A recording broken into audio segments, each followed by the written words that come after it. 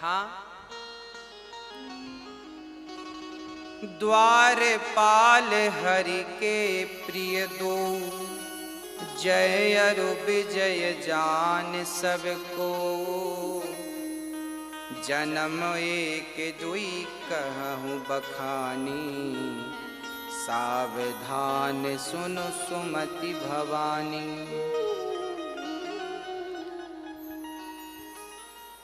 द्वारपाल जय और विजय, एक बार जय विजय द्वारपाल बनकर खड़े थे। लक्ष्मी नारायण अंदर थी, द्वारपाल बने खड़े थे। तभी सनकादि आए, सनक सनंदन सनातन सनत कुमार, 4 ऋषि आए। इन चारों ऋषियों ने भगवान का दर्शन करना चाहा, परंतु द्वारपाल ने रोक दिया, खबरदार अंदर मत जाना। संतों ने कहा, क्या तुम्हें पता है तुम क्या कर रहे हो? जय विजय बोले, हमें सब पता है, रोज रोज आ जाते हो दर्शन करने, चलो। कहते हैं मालिक से ज्यादा उनका पिए अपनी में रहता है। हाँ, मालिक तो कुछ नहीं कहता, पर ये ज्यादा बोलते हैं। जय विजय ने उद्दंडता की, दुष्टता दिखाई, संतों का अपमान किया। अरे भाई, भक्त को भगवान से मिलने में कोई रोक कैसे सकता है? जय विजय ने रोका, तब उन्हें संतों ने श्राप दे दिया, जाओ तुम राक्षस हो जाओ।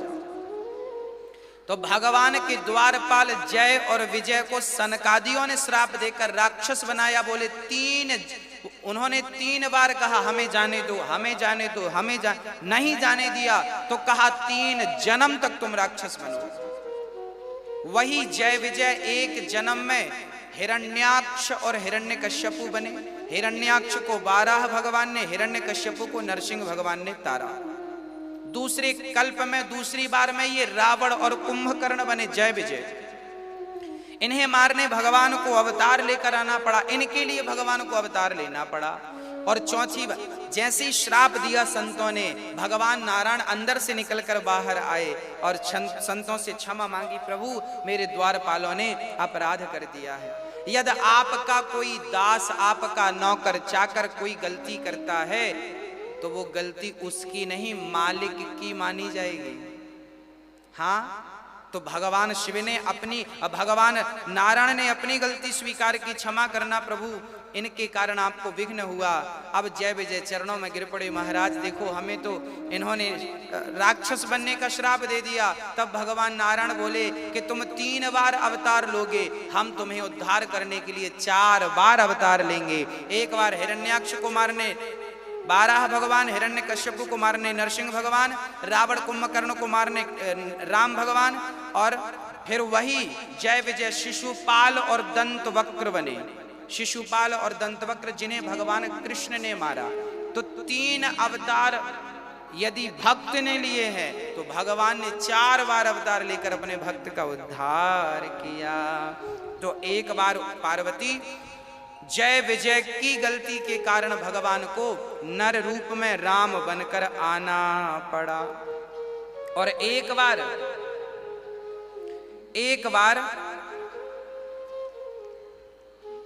बार कश्यप और अदिति दशरथ और कौशल्या बने और इनके पुत्र राम बनकर आए। एक बार कश्यप अदिति की तपस्या पर रीझ कर भगवान ने कश्यप को दशरथ और कश्यप की पत्नी अदिति कौशल्या बनकर आई, फिर इनके भगवान राम पुत्र बनकर आए और इनकी तपस्या का वर इन्हें देकर संतुष्ट किया। एक कल्प में जलंधर नाम के दैत्य के लिए क्या हुआ, ये जो तुलसी मैया है ना, तुलसी वृंदा के पति का नाम था जलंधर। जलंधर भगवान शिव से युद्ध कर रहा था और उसकी पत्नी अर्थात वृंदा इतनी पतिव्रता थी कि इनकी पतिव्रता पातिव्रत धर्म के कारण जलंधर मर नहीं रहा था। इतनी शक्ति, कहते हैं पतिव्रता नारी चाहे तो नारायण का सिंहासन भी डुला सकती है। हाँ, पतिव्रता नारी बहुत शक्तिशाली होती, पतिव्रता। तो वृंदा इतनी पतिव्रता थी कि इनके पातिव्रता के कारण जलंधर मर नहीं रहा था। एक दिन क्या हुआ, जलंधर युद्ध करने गया, तब पत्नी बोली कि मैं पूजा करती हूँ, मैं पूजा में बैठी हूँ, आप युद्ध करके जब तक लौट नहीं आएंगे तब तक मैं पूजा से नहीं उठूंगी। और वो ऐसी पूजा कर रही थी कि जब तक वो उठती नहीं तब तक जलंधर मरता नहीं। और युद्ध कर रहे थे भगवान शंकर, तब भगवान नारायण को अब शंकर से युद्ध कर रहे हैं जलंधर और देवताओं को मार रहे हैं। अर्थात ये पतिव्रता तो थी, पर इनकी पतिव्रता की शक्ति का जो जलंधर था ना, वो दुरुपयोग कर रहा था। सदुपयोग करता तो बात तो ठीक थी, पर दुरुपयोग कर रहा था। तब भगवान नारायण को वृंदा का पति बनकर आना पड़ा। जलंधर बनकर भगवान आ गए। अब जलंधर बन के आए तो वृंदा को क्या लगा कि मेरे पति आ गए युद्ध जीत कर, और उसने पूजा छोड़ दी। और जैसे ही पूजा छोड़ी तो वहां भगवान के त्रिशूल से जलंधर का सिर कटा और यहां वृंदा के सामने आकर गिरा। तो वृंदा ने देखा मेरे पति तो ये हैं, आप कौन हैं? तब भगवान अपने चतुर्भुज नारायण रूप में आए और हाथ जोड़कर खड़े हो गए। तब वृंदा क्रोध में आकर बोली, हे प्रभु, मैं आपकी ही आराधना कर रही थी और आप तो सतियों के सतीत्व की रक्षा करते हैं, पर आपने तो मेरे पति को मरवा डाला। तब भगवान ने कहा, देवी आपके पति गलत कर रहे थे, अब मुझे पाप का तो भार उतारना ही था। तब वृंदा ने श्राप दे दिया, जाओ, जैसे आपने मेरे पति को मुझसे दूर किया है, अगले जन्म में मेरा पति आपकी पत्नी को आपसे दूर करेगा। भगवान ने कहा ठीक है। वही जलंधर रावण बना और राम की पत्नी को राम से दूर किया, सीता को चुराकर। ये श्राप था इनका, वृंदा का। और बाद में फिर श्राप दिया दूसरा कि जाओ, तुम्हारा हृदय पाषाण बन गया है, पत्थर दिल बन गया, जो तुमने मेरे पति को मरवा डाला, जाओ तुम पत्थर हो जाओ। तब भगवान पत्थर के तुरंत हो गए। सोचिए, पतिव्रता नारी भगवान को भी पत्थर बनाने की ताकत रखती है। भगवान वृंदा के श्राप से तुरंत भगवान श्री नारायण पत्थर के बन गए। तब सारे देवी देवता आए, वृंदा के हाथ जोड़ने लगे, देवी भगवान को मुक्त कर दो। तब वृंदा ने उन्हें मुक्त किया। तब भगवान शालिग्राम रूप में आए और उसी समय वृंदा जलकर भस्म हो गई और वृंदा की राख से तुलसी का वृक्ष प्रकट हो गया। वृंदा की राख से तुलसी का वृक्ष प्रकट हो गया और वो तुलसी के वृक्ष से पानी गिर रहा था, मानो वृंदा रो रही थी। तब भगवान शालिग्राम ने कहा, देवी चिंता ना करो, तुमने मुझे पति के रूप में पाया है, क्योंकि मैं तुम्हारा पति बनकर आया था ना।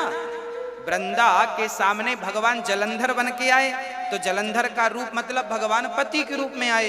तब वृंदा ने कहा, अब आप ही हमारे पति बन जाओ। तब भगवान ने तुलसी से विवाह किया और आज तक तुलसी जब तक शालिग्राम के ऊपर ना चढ़े तब तक भगवान रोटी भी नहीं खाते। इतना प्रेम करते हैं भगवान आज भी वृंदा से।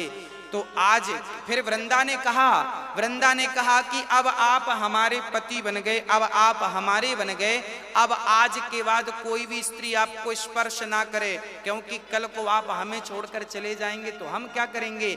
इसलिए स्त्रियों को शालिग्राम की पूजा नहीं करना चाहिए। वृंदा ने कहा था कि आपको कोई स्त्री टच नहीं करनी चाहिए अब। तब भगवान ने कहा था, ठीक है देवी, मैं स्त्रियों की पूजा को आज के बाद स्वीकार नहीं करूंगा। आप स्त्रियां लड्डू गोपाल की पूजा तो कर सकती हैं, लक्ष्मी नारायण की पूजा तो कर सकती हैं, पर शालिग्राम की पूजा, जो शालिग्राम की पूजा है, वो स्त्रियां यदि करती हैं तो उनकी पूजा का कोई फल नहीं मिलता। ऐसा वृंदा ने दबाव बनाया भगवान पर। और फिर पति को तो पत्नी की कुछ बातें माननी ही पड़ती प्रैक्टिकली जिंदगी में, तो भगवान को भी माननी पड़ी। तो आप इसमें भगवान का कोई दोष नहीं है, तो वृंदा का दबाव है। इसलिए स्त्रियों की पूजा शालिग्राम भगवान स्वीकार नहीं करते। इसलिए लोग कहा करते हैं कि स्त्रियों को शालिग्राम की पूजा नहीं करनी चाहिए, इसलिए नहीं करनी चाहिए, कारण ये है। हाँ, अच्छा, अब क्या हुआ, फिर वो तुलसी वृंदावनी है और आज तक एक बार भगवान इनके कारण बने हैं और भगवान ने राम का अवतार इसलिए धारण किया। एक बार, हाँ एक बार क्या हुआ, एक बार क्या हुआ, भगवान शंकर कह रहे हैं, शंकर जी कह रहे हैं कि सुनो देवी, एक बार नारद जी ने भगवान को श्राप दे दिया, जिसके कारण भगवान को राम बनना पड़ा।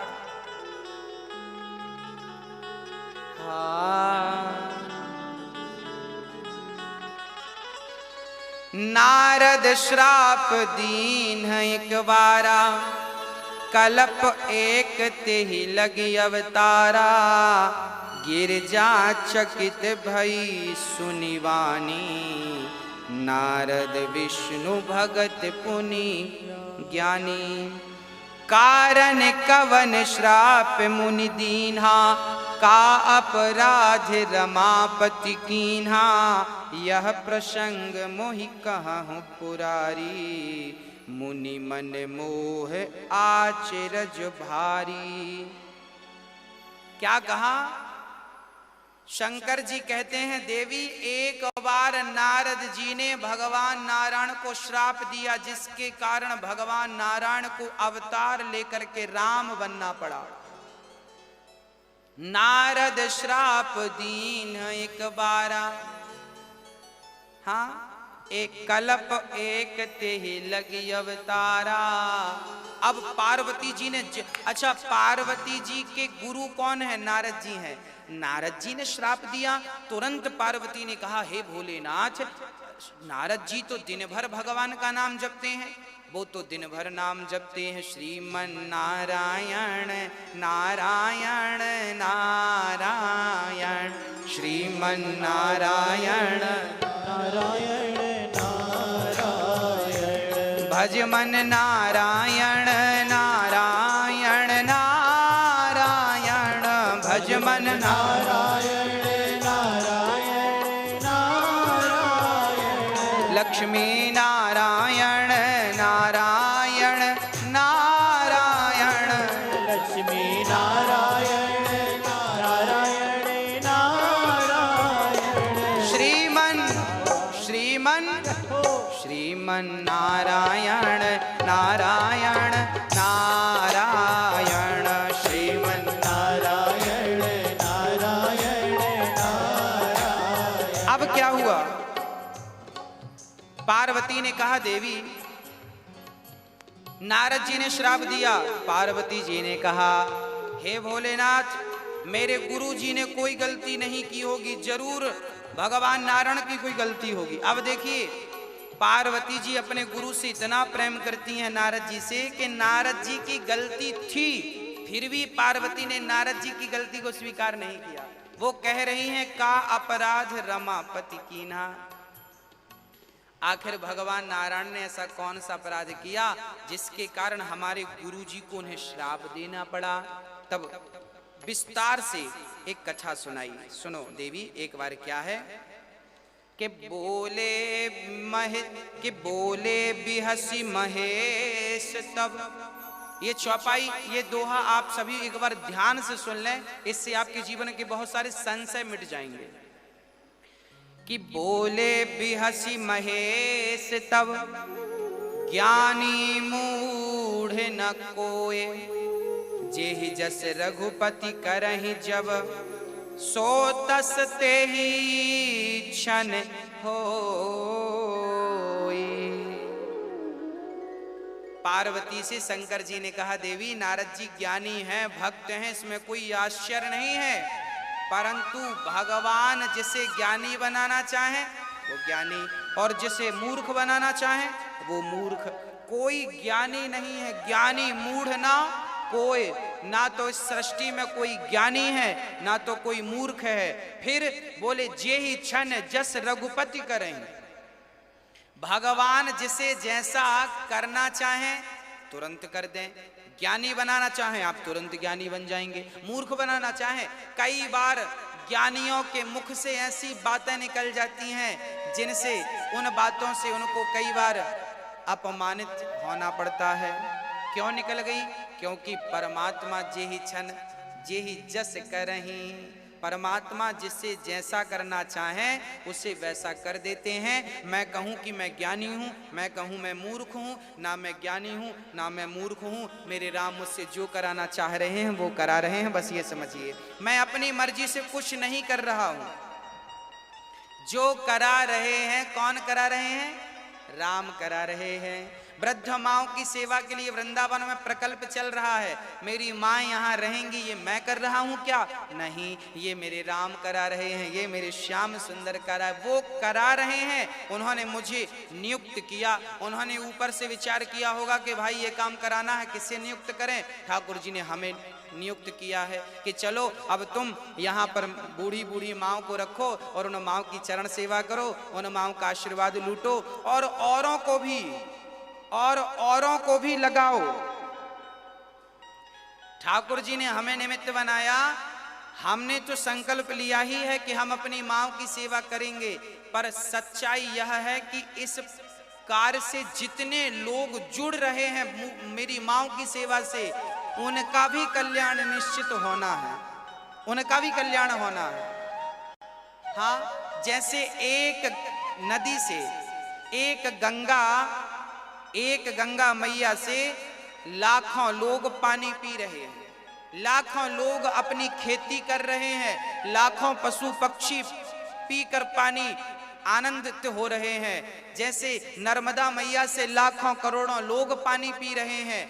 एक गंगा है, एक नर्मदा है, एक से ही लाखों करोड़ों लोग पानी पी रहे हैं। ऐसे प्रकल्प एक ही है बूढ़ी माँ का, पर इस प्रकल्प से सारे लोग जुड़ जुड़ करके सब अपना कल्याण कर ले रहे हैं। जिसकी जैसी क्षमता है वो विश्व उस प्रकार से जुड़े। जो 1 रुपए देने के योग्य है वो 1 रुपए दे रहा है, जो 1 लाख रुपए देने के योग्य है वो 1 लाख रुपए दे रहा है। तो आपकी एक बार नारद जी ने भगवान नारायण को श्राप दिया कि तुम मनुष्य बनकर जाओ। पार्वती को समझ में नहीं आया कि नारद जी क्यों श्राप देंगे, क्या हुआ था, क्यों श्राप देना पड़ा। नारद जी तो बड़े भक्त हैं। तब उत्तर दिया, सुनो। एक बार क्या हुआ, नारद जी हिमालय के तट पर प्रेम पूर्वक विचरण कर रहे थे, तभी उन्हें एक गुफा दिखाई पड़ी। नारद जी बड़े प्रेम से वहां पर गुफा पर बैठकर, बड़ी शांति, जहां निर्मल जलधार बह रही थी, शांति शीतल हवा चल रही थी, बिल्कुल शांत वातावरण था, वहां नारद जी बैठ गए। इसलिए कि यहां बैठकर भगवान का चिंतन करूंगा, कोई विघ्न नहीं होगा। नारद जी प्रेम पूर्वक उस कंदरा में बैठकर प्रेम से भजन करने लगे। अच्छा, जैसे ही भजन करने लगे, समाधि लग गई नारद जी की, तो इंद्र को लगा कि लगता है नारद जी तप करके कहीं हमारा इंद्रासन न छीन लें, कि सूख हाड़ ले भाग सठ स्वान निरख मृगराज, छीन ले ये जन जान जड़ तिमि सुर पतही लाज। यहां गोस्वामी जी कह रहे हैं कि इंद्र को लगा कि कहीं नारद जी, अच्छा इंद्र किसी को भजन करते देख लेते हैं ना, तो उन्हें खतरा लगता है कि कहीं हमारी इंद्रासन ना छीन ले, कोई विघ्न करने लगते हैं इंद्र। यहां गोस्वामी जी ने इंद्र पर एक चुटकी ले ली। नारद जी कहते हैं कि आपने देखा होगा कि एक कुत्ता सूखी हड्डी को लेकर के उसे चबाता है, तभी वहां पर शेर आया। शेर को आया हुआ देखकर कुत्ता हड्डी मुंह में दबा के भागता है, उसे लगता है कहीं मेरी हड्डी शेर ना छीन ले। अरे भाई, शेर हड्डी को थोड़ी चबाएगा, पर कुत्ते को तो ऐसे ही लगता है। यहां गोस्वामी जी इंद्र को कह रहे हैं ये कुत्ते की तरह इंद्र हो गए। अरे नारद जी तो भगवान के भक्त हैं, उन्हें तो ब्रह्मलोक मिल जाए तो वो ब्रह्मलोक ना लें, तुम्हारे स्वर्ग लोक पर आंख लगाएंगे श्री नारद जी। यहां गोस्वामी जी इंद्र को कुत्ते से उपमा कर रहे हैं। जब आप बड़े होकर के छोटी सोच रखते हैं ना, तो आपकी उपमा इन्हीं से दी जा सकती है ना। अच्छा, यहां पर एक दूसरी बात भी है कि क्या होता है कि जब कुत्ता हड्डी को चबाता है ना तो कुत्ते को लगता है कि हड्डी से रस निकल रहा है, जबकि हड्डी को चबाने में ना कुत्ते के मसूड़े छिल जाते हैं, तो उसी का कुत्ते का खून हड्डी में लगता है और कुत्ता उसी को चाटता है, कुत्ते को लगता है हड्डी से खून निकल रहा है, जबकि निकलता उसी का है। उसी प्रकार हम लोग भी भोग भोगते समय ऐसा महसूस करते हैं कि बड़ा सुख मिल रहा है, हमें संसार में बड़ा आनंद मिल रहा है, परंतु नहीं, आपका ही समय आनंद के रूप में आपको दिख रहा है। आपके पास समय है, या तो भोगों में मन लगा लो या तो भजन में मन लगा लो। इसलिए भोगों में मन न लगाकर आत्म कल्याण में मन। श्री नारद जी ध्यान मग्न है। तब इंद्र ने अप्सराओं को भेज दिया, जाओ जरा नारद जी की समाधि भंग करो। अब अप्सराएं इंद्र की आईं और नारद जी जहां ध्यान लगाए बैठे थे वहां नाचने लगी। उर्वशी इत्यादि बड़ी सुंदर हैं, उर्वशी, रंभा, ये सब आईं और नारद जी के आसपास नाचने लगी। कहीं नारद जी के पास बैठ कर के नारद जी को अपनी ओर आकर्षित, पर नारद जी की ध्यान समाधि इतनी पक्की थी कि अप्सराएं प्रणाम करके चली गईं कि बाबा जी का सत्य डिगा पाना इतना सरल नहीं है। अप्सराएं चली गईं, कामदेव आए, कामदेव चले गए। हाँ, तब नारद जी की समाधि खुली, कामदेव चरणों में गिर पड़े। नारद जी, आप जैसा कोई नहीं है, हाँ क्षमा करिए, आपने काम हमें जीत लिया, आपको अप्सराओं ने जगाना चाहा पर आपका ध्यान चित्त टूटा नहीं, आपने काम को जीत लिया और आपको हम पर क्रोध नहीं आया, आपने क्रोध को जीत लिया। तब नारद जी ने कहा, जाओ इंद्र से कह देना कि हमें उसके स्वर्ग के सुख की कोई अभिलाषा नहीं है। अर्थात नारद जी ने काम को, क्रोध को और इंद्र के राज्य को भी त्याग दिया, अर्थात सब कुछ जीत लिया नारद जी ने। अच्छा, नारद जी ने जीत तो सब लिया, काम को, क्रोध को, और भजन करने वाला काम को जीत ले, क्रोध को जीत ले, धन दौलत से मन हटा ले, तो कोई आश्चर्य नहीं है, क्योंकि ये उसके भजन का प्रभाव है।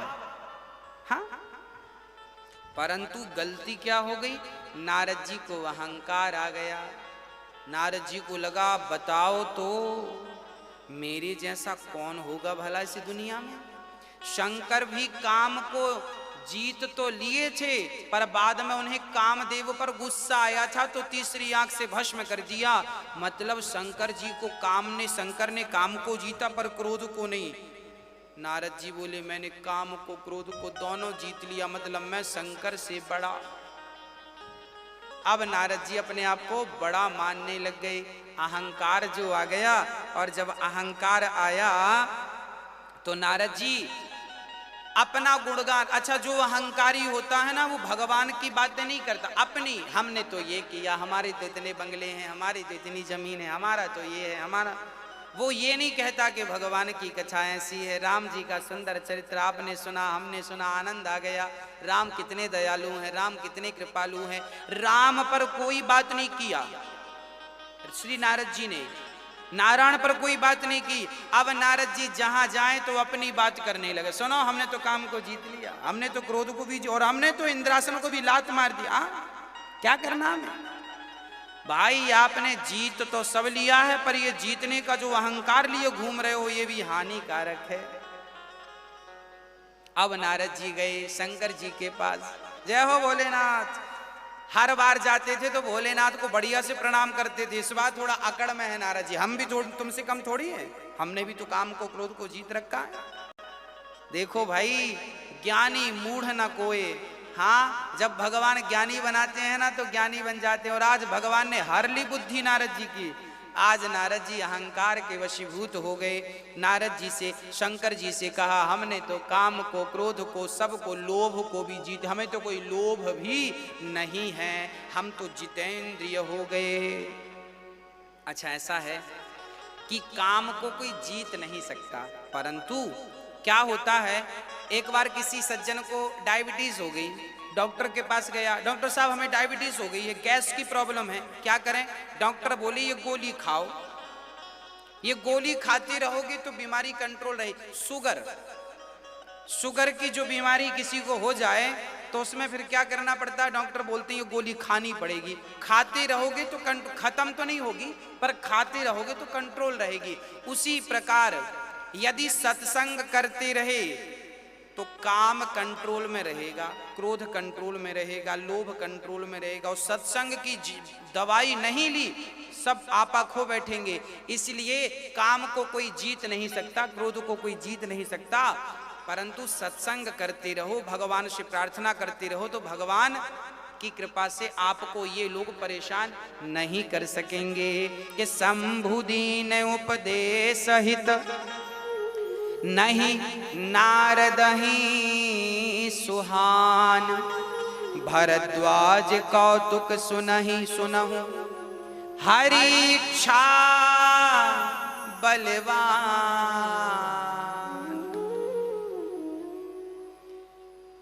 हाँ, नारद जी को शंकर जी ने समझाया, नारद जी आपने हमसे कहा ठीक है, काम को जीता, क्रोध को जीता, लोभ को। शंकर जी ने कहा हमसे कह दिया ठीक है, पर ये बात नारायण से मत कह देना, नहीं आफत हो जाएगी। अब नारद जी ने मन में सोचा कि देखो तो हमने तो जीत लिया है, तो ये चाहते नहीं है कि हमें सब जाने। अब नारद जी तो शंकर जी को छोटा मानने लगे, अपने को श्रेष्ठ मानने लग गए। शंकर जी ने कहा था कि ये जो अपनी तुम कथा सुना रहे हो ना, काम कथा, ये नारायण को मत सुनाना। पर नारद जी सुना दिए एक बार, करतल पर बीना गावत हरि गुणगान प्रवीणा। क्षीर सिंधु गवने मुनि नाथा, जहाँ बस श्री निवास श्रुति माथा। एक बार नारद जी, अच्छा नारद जी को क्या लगा, अब तो हम बड़े हो गए हैं, काम क्रोध को जीत लिया, अब तो भगवान खुद हमें बुलाएंगे, हमें जाने की क्या जरूरत है, अब तो हम बड़े हो गए हैं। अब देखो घमंड क्या क्या कराता है, बहुत ध्यान से सुनना, आखिरी में इसका निष्कर्ष निकलेगा। नारद जी बोले अब हम तो बड़े हो गए हैं, परंतु फिर भी कोई जब नहीं आया पूछताछ, तो नारद जी एक बार भगवान नारायण के क्षीर सागर में गए। और जब गए तो भगवान नारायण तो हर बार लेटे रहते थे, आज नारद जी आए तो भगवान नारायण खड़े हो गए। भगवान भी देखते हैं कि मेरे भगत का अहंकार बढ़ रहा है, तो भगवान जरा और बढ़ाते हैं, हाँ बेटा बढ़ो। हाँ, भगवान ने और खड़े होकर मिले, और जब खड़े होकर मिले तो नारद जी समझ गए, लो भगवान तक हमारी बात पहुंच गई है कि हम भी तुमसे कम नहीं हैं। अब तो नारद जी अपने आप को नारायण मानने लग गए, मैं तो खुद नारायण हूं। हरसि मिले उठी कृपान केता, बैठे आसन ऋषि समेता। बोले बिहसी चराचर राया, बहुत दिनन कीन तुम दाया। क्या कहा? आज भगवान नारायण ने कहा नारद जी बहुत दिनों बाद आपने दया की। देखो भगवान के पास नारद जी जब जाते थे भगवान कभी ऐसा नहीं कहते थे कि बहुत दिनों बाद तुमने दया करी, कहाँ थे। नारद जी पर भगवान आज कह रहे हैं बहुत दिनों बाद आए हो, दया करी हो, कहाँ थे। नारद जी बोले क्या कहें भगवान, मैं समाधि लगाया और वहां फिर कामदेव आए और इंद्र का सब हुआ, सारी बात सुनाई कि मैंने तो काम को, क्रोध को, अहंकार को, मैंने तो लोभ को सब जीत लिया हूं। बाद में नारद जी कहने प्रभु ये सब आपकी कृपा से जीत सका हूं। पहले तो कह दिया हमने जीत लिया, बाद में बोल दिया प्रभु आपकी कृपा है। कई लोग ऐसे ही होते हैं, अंदर से तो वो ये कहते हैं हमने किया, ऊपर से दिखावटी कहते हैं सब भगवान की कृपा, आपकी कृपा से सब चल रहा है। हाँ आपकी कृपा है, सब आपकी कृपा से सब हो रहा है, और अंदर से सब हमारा है, सब हम कर रहे हैं। नारद जी का अहंकार भगवान समझ गए और भगवान ने कहा ठीक है। काम चरित नारद सब भासे। गोस्वामी जी लिख रहे हैं कि हर बार नारद जी जब आते थे मिलने तो राम चरित्र गाते थे, राम कथा के बारे में सुनते और समझते थे। आज काम कथा नारद जी ने सारी सुना डाली। हमने तो काम को जीता, यूं जीता, ऐसे किया वैसे किया। भगवान समझ गए बहुत बढ़िया, अभी दिखाते हैं मजा। तब भगवान ने तुरंत माया से एक नगर बनाया। सुंदर से नगर में बहुत सारे लोग थे और वहां एक कन्या का विवाह होने वाला था। कन्या का नाम था विश्व मोहिनी। इतनी सुंदर थी। भगवान ने माया से एक नगर बना दिया केवल नारद जी का अहंकार तोड़ने के लिए। अच्छा, किसी ने भगवान से कहा प्रभु नारद जी आए थे तो आप तुरंत उनके अहंकार को ठीक क्यों नहीं किए, बढ़ा क्यों दिया? अब तो नारद जी और अहंकारी हो गए। तब भगवान ने कहा देखो, जब थोड़ा सा फोड़ा होता है ना, फोड़े की शुरुआत, तो डॉक्टर गोली देके दवा देता है। पर थोड़ा जब बड़ा हो गया ना फोड़ा, तो फिर उसे गोली से दबाया नहीं जा सकता। फिर डॉक्टर उसे पकाता है। भाई पक जाए तो एक चीरा लगा देंगे, ठीक हो जाएगा। भगवान बोले कि शंकर जी ने दवाई देके समझाया था कि तुम ये बात नारायण से मत कहना, पर नारद जी माने नहीं, शंकर की गोली खाई नहीं, तो अब फोड़ा थोड़ा बड़ा हो गया। अब भगवान बोले अब हमें चीरा लगाना ही पड़ेगा। तो नारद जी को चीरा लगाने के लिए भगवान ने एक माया रच डाली। एक नगर था, उस नगर में एक सुंदर कन्या थी विश्व मोहिनी। अब नारद जी जब भगवान से मिलकर वापस गए तो नारद जी की नजर पड़ी, ये नगर बड़ा सुंदर है, बड़ा अद्भुत है, मनमोहक है, जरा चलकर देखें तो सही। नारद जी गए, गांव से पूछा क्यों भाई ये क्या चल रहा है? बोले आज राजा की बेटी विश्व मोहिनी का स्वयंवर है। नारद जी बोले चलो जरा हम भी चलते हैं। तब राजा को सूचना मिली कि नारद जी आए। नारद जी तुरंत हाथ जोड़ के राजा नारद जी को हाथ जोड़कर ले गए और हाथ जोड़कर कहा महाराज ये रही मेरी बेटी, जरा इसका हाथ तो देखो क्या लिखा है इसके भाग में। अब नारद जी ने ज्यों विश्व मोहिनी को देखा, देखते रह गए और नारद जी ने जल्दी से हाथ पकड़ लिया विश्व मोहिनी का, और ऐसा हाथ पकड़ा कि छोड़ा ही नहीं, और हाथ देखने लगे। और देख देख के नारद जी बड़े खुश हो रहे हैं। अच्छा, विश्व मोहिनी के हाथ में लिखा था कि जो अमर होगा, जिसे कोई जीत नहीं सकेगा, वो इसका पति बनेगा। पर नारद जी ने उल्टा पढ़ लिया। नारद जी को लगा जो इससे विवाह करेगा वो अमर हो जाएगा, वो भगवान बन जाएगा, उसे कोई जीतेगा नहीं। अब नारद जी मन में विचार करने लगी ये हमें मिल जाए तो हम अमर हो जाएं। अब नारद जी ने हाथ पकड़ लिया, हाथ छोड़ने को तैयार नहीं। विश्व मोहिनी लगी छुड़ाने, नहीं हम नहीं छोड़ेंगे। हाथ पकड़ लिया, हाथ को देखने लगे। हाथ को कम देख रहे हैं, सूरत को। जो नारद जी अभी काम को जीत गए थे, अब वो काम के वशीभूत हो गए। नारद जी उस स्त्री से इतने आसक्त हो गए कि अब नारद जी विचार करें कि अब मैं क्या करूं, कैसे करूं कि ये मुझे पत्नी के रूप में मिल जाए। अच्छा, नारद जी सोचने लगे अब मेरा भी विवाह होगा, मेरी भी बच्चे होंगे, मेरी भी गृहस्थी होगी। हाँ, अब भगवान ऊपर से मुस्कुरा रहे, वाह अभी तो कह रहे थे काम को जीत लिया और अब बच्चों का सोचने लग गए। अच्छा ठीक है। अब नारद जी बोले 1 घंटे बाद विश्व मोहिनी का स्वयंवर था। बड़े बड़े राजा आए थे, जिसके गले पे ये माला पहनाएगी वो इसका पति बनेगा। अब नारद जी सोचे क्या करूं कि मैं इसका पति बनूं।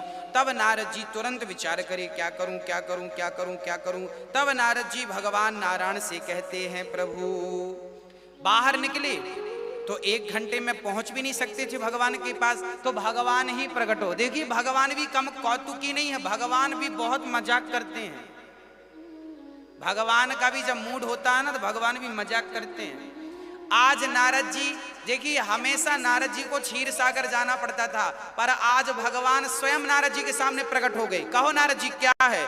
नारद जी बोले प्रभु एक छोटी सी जरूरत पड़ गई है, आपका सहयोग चाहता हूं। भगवान बोले नारद जी कहो क्या हो गया? नारद जी बोले प्रभु यहाँ एक लड़की है, पसंद आई है, आपकी आज्ञा हो तो शादी कर लो।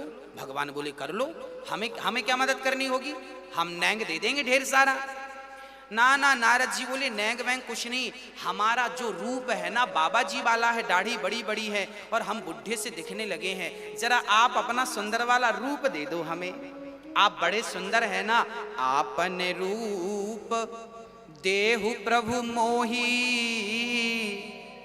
हाँ, और आन भांति नहीं पावहु ओही। यदि आपका ये रूप, क्योंकि इस सृष्टि में सबसे सुंदर आप हैं, नारायण हैं, यदि आपका ये मनमोहक रूप मुझे मिल जाए। अब सोचिए कि हमने लोगों को गाड़ी मांगते तो देखा है कि साहब शादी में जा रहे हैं जरा अपनी गाड़ी दे दो, और साहब जरा अपने जूते भी दे देना। हमने जूते मांगते, गाड़ी मांगते और सामान मांगते तो देखा है, पर रूप मांगते आज नारद जी को ही देख रहे हैं। नारद जी कह रहे हैं आप सुंदर हैं, अपना रूप हमें दे दो, शादी कर लें, फिर बाद में आप ले लेना। शादी होने पहले के जमाने में ऐसे ही होता था, पहले लड़की कुछ और, शादी के लिए जब लड़के वाले आते थे ना तो अच्छी लड़की दिखाई जाती थी और शादी कर दी जाती थी, ऐसे ही कर दी जाती थी। पहले के जमाने में ये बढ़िया बहुत सारा होता था, कोई और लड़की दिखाई और शादी कोई और लड़की से कर दी, हाँ, दिखाई कोई और कर दी किसी और से। पहले के जमाने में तो जब लड़की वाले या लड़के जब देखने आते थे ना तो लोग पड़ोसी के सोफे वोफे भी मांग लेते थे ताकि सामने वाले को लगे कि भाई ने घर सोफा वोफा भी है। पहले के जमाने सब व्यवस्थाएं होती थी, लोग घर भर सजा लिया करते थे ताकि देखने वाले को लगे भाई ठीक ठाक लोग हैं। कई लोग किराए से ले आते थे सजाने के लिए ताकि दिखा सकें। ये अधिकांश होता था। अब राम जाने क्या चल रहा है मार्केट में, अब का कोई अनुभव नहीं है। अब तो ये हुआ कि नारद जी ने कहा आपने रूप देहु प्रभु मोही, प्रभु अपना रूप आप हमें दे दो, आप बड़े सुंदर हैं। भगवान बोले ठीक है ले लो। भगवान ने अपना रूप, अच्छा नारद जी ने यहाँ एक बात और कही, नारद जी ने कहा प्रभु जेहि विधि होय नाथ हित मोरा, करहूं सुबैगी दास मैं तोरा। नारद जी ने यहाँ एक बात बढ़िया कह दी कि प्रभु मैं तो आपका दास हूं, अब जैसे में मेरा हित हो वैसा आप करना। अच्छा नारद जी थे तो भक्त और भगवान बहुत प्यार करते थे नारद जी से। अब नारद जी को भगवान ने अपना रूप दे दिया और भगवान के तो सारे रूप भगवान के ही हैं। सिय राम मैं सब जग जानी, निज प्रभु मैं देखई जगत, हाँ, सारा संसार भगवान का ही रूप है, उनके अतिरिक्त क्या है। तो अब भगवान ने अपना बंदर वाला रूप नारद जी को दे दिया। नारद जी की शक्ल कैसी होगी, बंदर की। नारद जी बड़े बंदर दिखने लग गए। और जब नारद जी बंदर बन के चले, अच्छा नारद जी को भी भगवान पर इतना विश्वास था, देखिए विश्वास इतना था कि नारद जी ने दर्पण नहीं देखा कि मेरा स्वरूप कैसा, जैसा भगवान ने दिया वैसे बन के चल पड़े और जाकर के, अच्छा जब नारद जी राजसभा में गए तो वहां सबको नारद नारद ही दिख रहे हैं, बंदर सबको नजर नहीं, क्योंकि भगवान को लगा कि सब यदि नारद को बंदर देखेंगे ना तो नारद जैसे संत का अपमान होगा। तो भगवान ने ऐसी माया रची कि वहां जितने लोग थे सबको तो नारद ही दिख रहे थे, परंतु विश्व मोहिनी को केवल बंदर दिख रहे थे। मतलब जिससे विवाह होना तो उसी को नारद जी बंदर दिखाई पड़ गए। और वहां पर शिव जी के 2 गण और थे, उन 2 गणों को भी नारद जी बंदर दिख रहे थे। अब नारद जी जाके सबसे आगे की सीट खाली थी, नारद जी वहां जाकर बैठ गए कि वो आएगी यहीं के ही माला डाल देगी, अपना विवाह हो जाएगा। अब बंदर बन के गए नारद जी। अच्छा देखिए कितनी बढ़िया बात है कि संसार, नारद जी बने बंदर हैं पर संसार को नारद ही दिख रहे हैं। इसका तात्पर्य यह है कि भगवान जिसे जो दिखाना चाहते हैं संसार उसे वैसा ही देख सकता है। यदि आपको सीता दिखाना चाहेंगे ना तो संसार आपको ही सीता देख लेगा, आपको ही राम देख लेगा। मतलब भगवान के हाथ में चाबी है, वो जैसा करेंगे वो वैसा करेंगे, जैसा करेंगे संसार आपको वैसे देखे। अब नारद जी बैठ गए। अब वहां शिव के 2 पार्षद थे, उन दोनों ने बढ़िया मजाक किया, देखो तो कितने सुंदर राजकुमार हैं, लगता है इनकी माँ ने बड़ी तपस्या की होगी तब इतने सुंदर राजकुमार होंगे, आज तो इन्हीं का विवाह। अब तो अब नारद जी को तो ये लगने लगा कि देखो हमें ही कह रहे हैं और हमसे है गुरु जी, हमारे गुरु जी तो भगवान हैं, गुरु जी तो भगवान। आप तो ठीक कह रहे हैं, गुरु तो भगवान तुल्य है, पर ये